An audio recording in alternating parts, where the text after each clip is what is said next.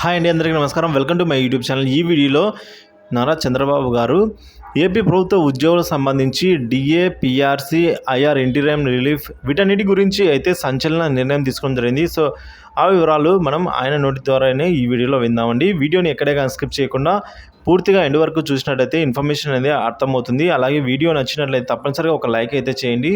Subscribe చేసుకున్నట్లయితే మన channel subscribe చేసుకోవడం ద్వారా నేను చేసే ప్రతి ఒక్క వీడియో మీ వరకు రీచ్ అవుతుంది. ఇక మనం ఆయన మాటల్లోనే ఆయన ఏమంటున్నారు, ఉద్యోగ పెన్షనర్స్, వాలంటీర్లకు అలాగే పోలీసు వ్యవస్థ సంబంధించి ఈ విధంగా బంపర్ ఆఫర్ అయితే ఇవ్వడం జరిగింది. సో ఆయన నోటిగుండానే అవన్నీ ఇప్పుడు తెలుసుకుందాం. మళ్ళీ పేదవాళ్ళకు అండగా ఉంటాం. ఈ ప్రభుత్వంలో ఉద్యోగస్తులు చాలా నష్టపోయారు. వ్యవస్థ చిన్నాభిన్నం అయిపోయింది. వ్యక్తులు కూడా ఆ ఉద్యోగాలను చేసే వాళ్ళందరూ వ్యవస్థలు డిస్ట్రాయ్ అయినాయి. వ్యవస్థలు నిర్వీర్యం అయిపోయినాయి. నిధులు లేకుండా ఒక పక్క, భయపెట్టి ఒక పక్క, అస్తవ్యస్తమైనటువంటి విధానాలు వీటన్నిటిలో దెబ్బతిన్నారు. రెండోది, వాళ్ళు కూడా చాలా నిరాశ నిస్పృహల మధ్యలో ఉన్నారు. ఒక మాటలో చెప్పాలంటే సమాజం మొత్తం దెబ్బతిన్నప్పటికీ ఉద్యోగస్తులైతే నిర్వీర్యం అయిపోయారు. వారి నమ్మకాన్ని కోల్పోయే పరిస్థితికి వచ్చారు. ప్రభుత్వంలో ఎప్పుడు ఉద్యోగస్తుల మొరేలు బాగుంటే వారే సంపద సృష్టించాలి, వారే సేవలు అందించాలి, వారి వల్ల కూడా ప్రగతి జరగాలి. మేము పాలిటీషియన్స్ పాలసీలు నిర్ణయిస్తాం, దాన్ని ఎగ్జిక్యూట్ చేసేది సమర్థవంతంగా ఉద్యోగస్తులు చేయాల్సిన అవసరం ఉంది. ఒక ఎగ్జాంపుల్ మీరు చూస్తే, ఉపాధ్యాయులు ఎంత నిర్వీర్యమైపోయారంటే, ఒకప్పుడు మోస్ట్ రెస్పెక్టెడ్ కమ్యూనిటీ ఉపాధ్యాయుడు, తల్లి, తండ్రి, తర్వాత గురువు, తర్వాత దైవం.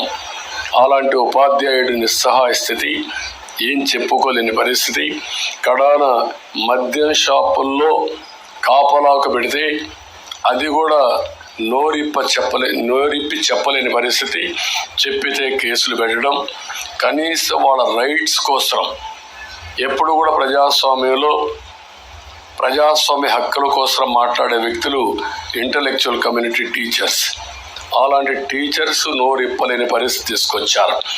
ఇంకొక పక్కన మనం ఒకసారి చూస్తే వీళ్ళందరిలో పిఆర్సీ లేదు, ప్రావిడెంట్ పిఎఫ్ లేదు, సరెండర్ లీవులు లేవు, లేకపోతే టీఏలు లేవు, లేకపోతే ఏది కూడా లేకుండా 20,000 25,000 కోట్ల రూపాయలు బకాయిలు పెట్టి అడిగితే వాళ్ళ మీద కేసులు పెట్టడం, వాళ్ళ సంఘ నాయకులను అరెస్టులు చేయడం, కావాలని కేసులు పెట్టి ఏసీబీ కేసులు పెట్టి వేధించడం, ఇది ఒక ఆనవాయితీగా అయిపోయింది.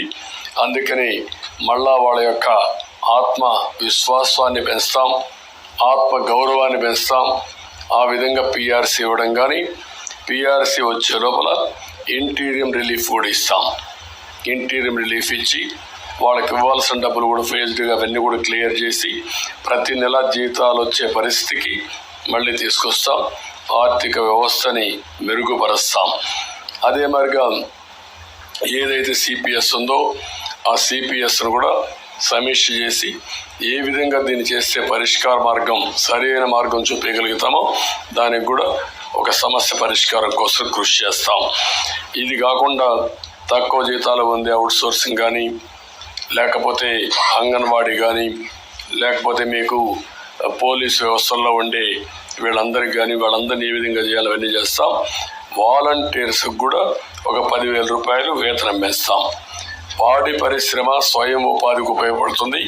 దీన్ని కూడా పెద్ద ఎత్తున అభివృద్ధి చేస్తాం. ఇది కాకుండా కాపు సంక్షేమం కోసం ఒక 15,000 కోట్ల రూపాయలు ఖర్చు పెడతాం. ఇప్పుడు ఫస్ట్లో మీరు చూస్తే ఈబీసీ తీసుకొచ్చాం. ఈబీసీ తీసుకొచ్చినప్పుడు 10% ఈబీసీలకు రిజర్వేషన్ చేసే పరిస్థితి వస్తుంది. 10% అంటే ఉద్యోగాల్లో, కాలేజ్ సీట్లలో 10% ఉంటుంది. అందులో కాపులు ఎక్కువ మంది ఓసీస్లో వెనుకబడిన వర్గాలు ఉంటే, ఆర్థికంగా వెనుకబడి ఉంటే వాళ్ళకి ఎక్కువ రిజర్వేషన్లు వస్తాయి. ఆ విధంగా దామాషా ప్రకారం వారి ప్రాధాన్యతను బట్టి దానికి ఇచ్చే పరిస్థితి వస్తుంది. సో ఇది విన్నారు కదండి. చంద్రబాబు గారు అయితే ఏపీ ప్రభుత్వ ఉద్యోగులకు సంబంధించి పెండింగ్ బకాయిలు ఏవైతే ఉన్నాయో అలాగే వాటితో పాటు జీతాలు కూడా సక్రమంగా 1వ తేదీన జమ అయ్యేలా చూస్తాము. ఈ పెండింగ్ బిల్లులను ఏ విధంగా చెల్లించాలో అవన్నీ కూడా చెల్లిస్తాము. సో ప్రతి ఒక్కరికి న్యాయం జరిగేలా చేస్తామని అయితే చెప్పడం జరిగింది. వీడియో నచ్చినట్లయితే లైక్ చేయండి, షేర్ చేయండి. ఇలాంటి ఇన్ఫర్మేటివ్ వీడియోస్ కోసం మన ఛానల్ సబ్స్క్రైబ్ చేసుకుని అప్డేట్స్ అయితే ఫాలో అవుతున్నాను. Thank you for watching this video.